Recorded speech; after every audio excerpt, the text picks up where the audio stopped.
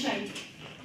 अब ये जो परिस्थितियां हैं, सवाल ये उठता है कि इन सब चीजों के लिए कौन जिम्मेदार है, और दूसरा इससे भी महत्वपूर्ण सवाल ये है कि इसके लिए क्या किया जाएगा, यानी इसका सोल्यूशन क्या है।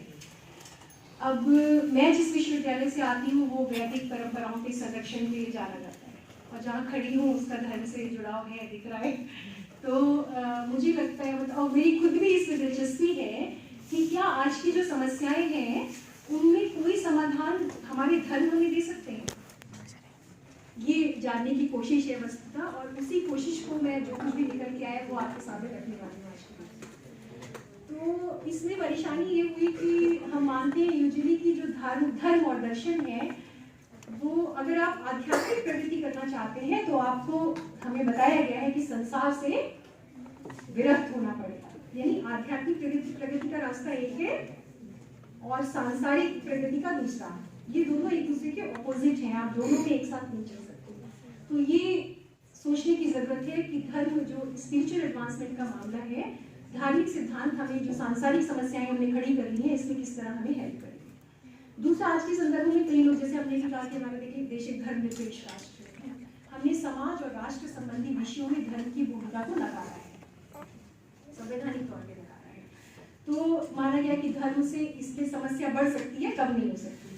पर इसके बाद भी मुझे ऐसा लगता है कि अलग अलग धर्मों ने बिल्कुल सही समय पर बहुत चुनौतीपूर्ण समस्याओं के संवेदनशील समाधान दिए हैं, और हम धर्म की तरफ देख सकते हैं आज की चुनौतियों से निपटने के लिए या उनका कोई रास्ता निकालने के लिए। ज्यादा बात मैं बौद्ध धर्म के संदर्भ में करूंगी, तो उसका रीजन मैं बता चुकी हूँ क्योंकि मैं उसे थोड़ा ज्यादा पढ़ती रही हूँ कंपैरेटिवली, और मैंने पाया है कि बौद्ध धर्म यद्यपि पारंपरिक मूल्यों पर आधारित है, लेकिन बुद्ध की एक खास बात रही कि समय के साथ उन्होंने अपने आप को इवॉल्व किया है, बदलते रहे हैं, और उनके नियमों में परिवर्तन करने में उन्हें कभी कोई संकोच नहीं होता था। जैसे ही उन्हें लगता था किसी में कुछ गड़बड़ है वो फटाफट उसे बदल देते थे। और इसमें व्यक्तिगत स्वतंत्रता की बात है, इसमें समानता की बात है, इसमें सामाजिक न्याय की बात है, इसमें पर्यावरण की प्रति चेतना की बात है, यानी पारिस्थितिकी संतुलन कैसे बनाए इसकी बात है। तो बहुत सारी चीजें, रेशनलिज्म, हेतुवाद जिसको मतलब हम किसी चीज को तार्किक आधार पर देखें, वो बुद्धिज्म में हमें बहुत मिलता है। तो ये सारी चीजें जो है वो आधुनिक युग में भी ये बड़ी साइंटिफिक मानी जाती है कि इस आधार पर हम चीजों को एड्रेस करें, तो बौद्ध धर्म में हमको ये मिलता है। इसके अलावा यद्यपि जैसा अभी जब विषय में बता रहे थे सर, तो उन्होंने कहा कि बुद्ध जब निकले घर से तो उन्होंने सबसे पहले क्या किया कि अपना राजमहल छोड़ दिया और ऐशो आराम छोड़ दिया, और उन्होंने भी पारंपरिक रास्ता चुना कि घर छोड़ के वो कठोर तप करेंगे और उससे उन्हें कुछ शायद शांति मिले, लेकिन ऐसा हुआ नहीं। तो बुद्ध की जो जीवन यात्रा है वो निर्वाण के लिए, व्यक्तिगत निर्वाण या निर्वाण के लिए व्यक्तिगत प्रयत्नों से शुरू हुई, और धीरे धीरे मैत्री, करुणा, मुदिता ये सब उसके हिस्से बने, और धीरे धीरे जो समाज से अलगाव था वो धीरे धीरे समाज के साथ जुड़ाव में परिवर्तित हुआ, और बौद्ध धर्म एक जमाने में ये माना गया कि समाज की सुधारात्मक परिवर्तन की दृष्टि से बहुत उपयोगी रहा।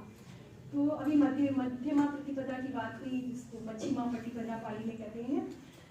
बुद्ध की से सबसे बड़ी सीखने लायक बात है उनकी संवेदनशीलता, सेंसिटिविटी।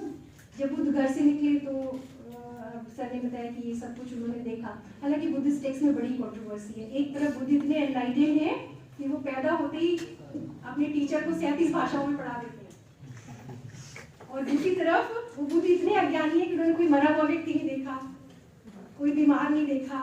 तो यूजुअली जब हम पैदा होते हैं तो ये सब चीजें देखते देखते बड़े होते हमें पता होता है कि ये सब दुनिया का हिस्सा है, लेकिन बुद्ध को नहीं पता है।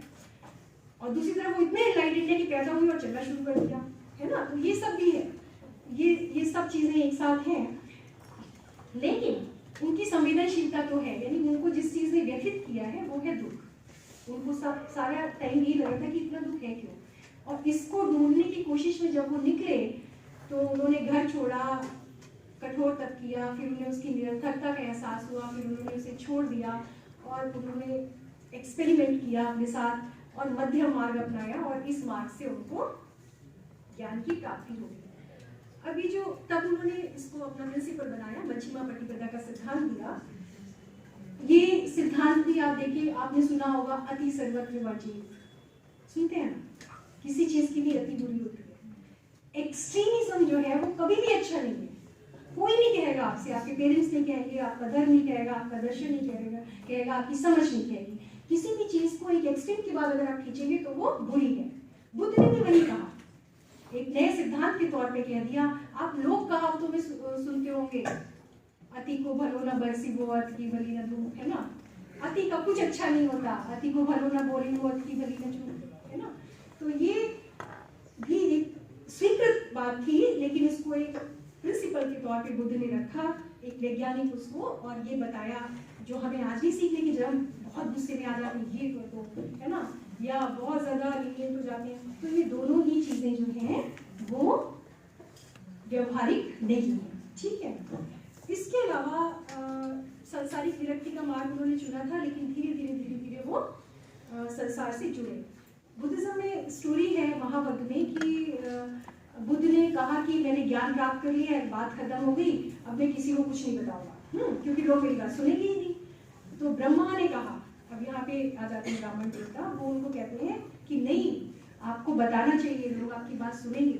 इसका मतलब कि उस समय का जो समाज था उसमें किसी ऐसे व्यक्ति की आवश्यकता थी जो लोगों को सही बातें बता सके, और ये भी कि बुद्ध की बात लोग सुनेंगे ये विश्वास नहीं था।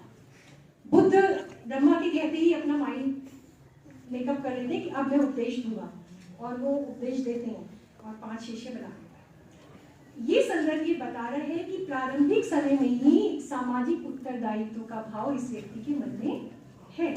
अगर वो ये सुन के ज्ञान प्राप्ति के लिए तैयार होते हैं तो इसका मतलब है कि सामाजिक चेतना या सामाजिक उत्तरदायित्व संसार से विरक्ति के बाद भी उनके मन में कहीं ना कहीं है, ठीक है। फिर ऐसे बहुत सारे